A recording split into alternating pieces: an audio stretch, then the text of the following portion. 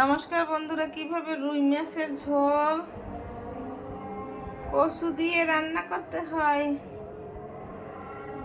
পঞ্চমুখী কচু দিয়ে রান্না করব আমি। রুই মাছ কচু কেটে ধুয়ে পরিষ্কার করে নিয়েছি। রুই মাছ হলুদ মাছ লবণ দিয়ে মেখে নিয়েছি। এখানে পেঁয়াজ রসুন আদা নিয়েছি। এখানে কড়াই দিয়েছি। কড়াইতে 1 চামচ তেল দিয়ে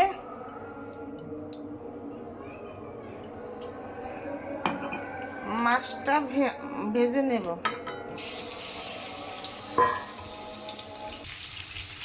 আমার মাছ ভাজা হয়ে গেছে। আর একটা এই পাত্রে আমি তুলে নিয়ে কচু ভাজা দেব। 2 মিনিট পর ফিরে এসেছি। সে মাছ ভাজার তেলে কচু দিয়ে দিয়েছি। এখন একটু তেল দিতে হবে। আমি মাছ ভাজা তুলে নিয়েছি। এখন 1/2 চামচ লবণ,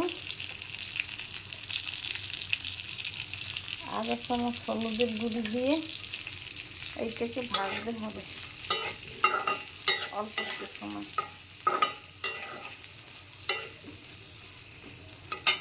এই যে মাছ ভাজা আমি তুলে নিয়েছি। এখন পেঁয়াজ রসুন আদা এর মধ্যে দিয়ে দিলাম।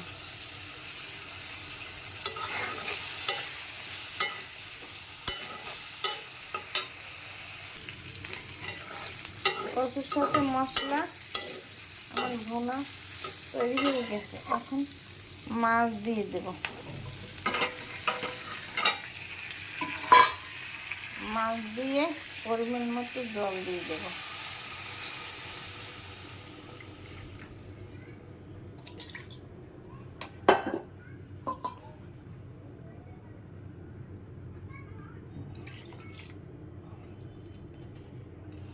পরিমাণ মতো জল দিয়ে দিলাম। এখন মশলা দিয়ে দেব।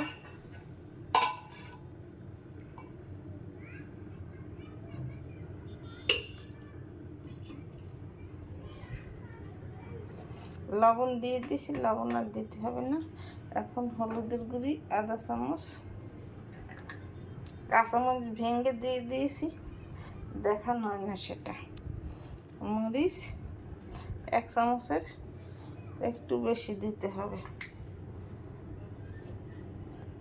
জিরার গুঁড়ি 1 চামচ,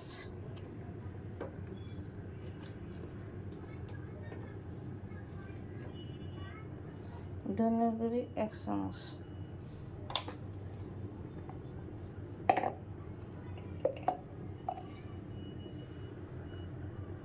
গোলমরিচের গুঁড়ি 1/2 চামচ,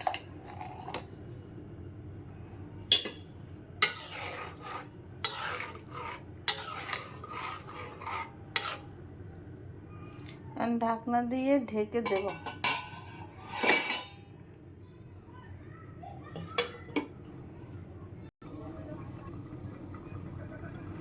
2 মিনিট পর ফিরে আসছি।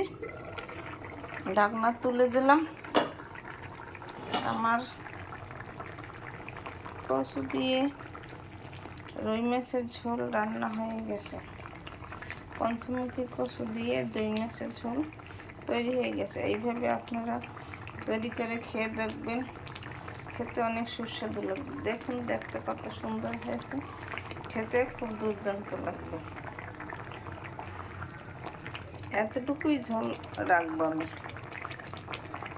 একটু পরে নামিয়ে নেব। দেখুন, দেখতে কত সুন্দর হয়েছে, খেতে খুব দুর্দান্ত স্বাদ হবে। এভাবে আপনার রান্না করে খেয়ে দেখবেন, খেতে অনেক সুস্বাদু লাগবে। আমার চ্যানেলটিকে সাবস্ক্রাইব করে লাইক কমেন্ট শেয়ার দিয়ে পাশে থাকবেন। আমার ভিডিও ভালো লাগলে লাইক কমেন্ট শেয়ার দিন।